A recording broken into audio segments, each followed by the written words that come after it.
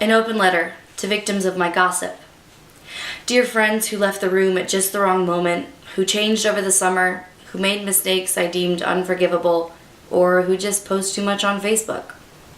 Dear girl who was smaller or bigger than me, who wore clothing and amount of makeup or had a haircut I didn't approve of, who was smarter or less so than myself, or who committed the simple crime of getting more attention than me.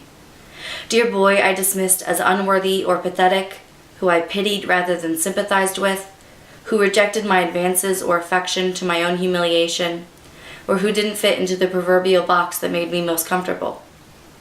Dear parent who punished in a way I deemed hypocritical, who told me I was wrong, who didn't give me the answer or advice I wanted, or who disappointed me by doing something by which I deemed them a failure.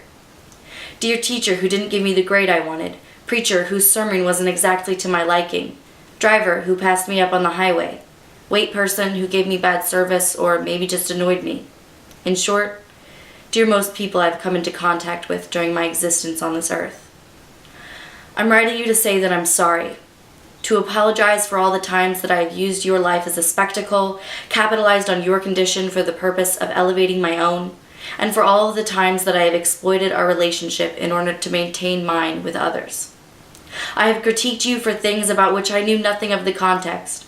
I have laughed at your pain, and I have told secrets that only you had the right to reveal to others.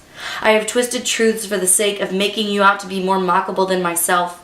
I have stood on the high ground of the battlefield and killed you with contempt. I have made you into a story, a checklist, a stereotype, a statistic, and ultimately into a joke.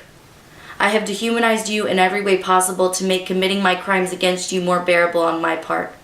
Bless his soul, poor girl, all things that I've said to imply that my hearsay was for your sake and that it came out of my mouth from a place of concern in my soul, but I was wrong, and I am so sorry.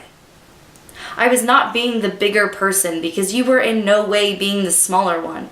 And whether you made the mistake of invoking my envy, of failing to meet my expectations as they pertain to the status quo, or if you really did make some sort of mistake, it was not me you failed in doing so, but it was I who failed you in making it about myself. You did not fail. I failed. I failed to imagine you complexly. I failed to imagine that your existence continues when you're not directly in my presence. I failed to realize that you feel and hurt just as wholly as I do. I failed by using the story of your life to conceal the failures within my own. I failed you as a friend, a daughter, a sister, a student, but most importantly, I failed you as a human being by failing to treat you as one, by failing to recognize you as one. I know that this apology can never make up for the things I have said because of the simple fact that it cannot make them unsaid. I also know that this apology in itself is unable to be the cause of the arrestment of these actions on my part, for that is something that will only be allowed to happen once I have changed my heart and forced myself to turn fully away from this habit which has haunted me from the day I spoke my first words into existence. And yes, I know how fully words are able to exist.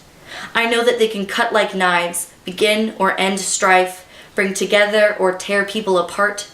I know of their power, and yet I continually abuse them, and in doing so, abuse you, and so I say again that I am so sorry.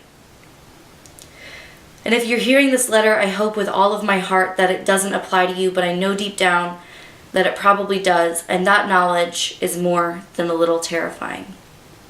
In sum, I know that this letter is not the solution to this problem, but I hope that it can be the beginning of its end, and with that, hope I will take my first steps in saying I am so sorry. With my deepest regrets and highest hopes of your forgiveness, Mandy.